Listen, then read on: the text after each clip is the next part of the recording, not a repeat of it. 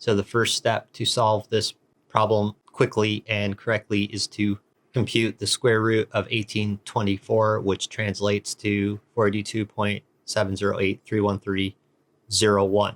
Next step is to go to the first answer on the multiple choice list and convert the 42.708 times 10 to the negative second power, convert this to its non-scientific notation value. So just look at this as 42.708 without the decimal, and then times 10 to the negative second power. So we're moving the decimal 2 places to the left, 1, 2, and we place our decimal accordingly. Now we compare this value to the square root of 1824, and they're not in equality. So answer A is wrong.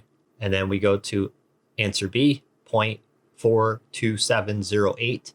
And obviously this is wrong because it is not equal to 42.7083131. And then we go to the last answer. And again, we convert the 0.42708 times 10 to the second power, as in a positive exponent value.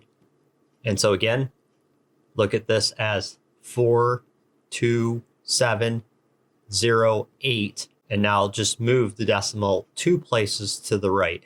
1, 2, we place our decimal. Now we compare the computation for C to the square root of 1824, and they are indeed in equality. So C is calculated as the correct answer.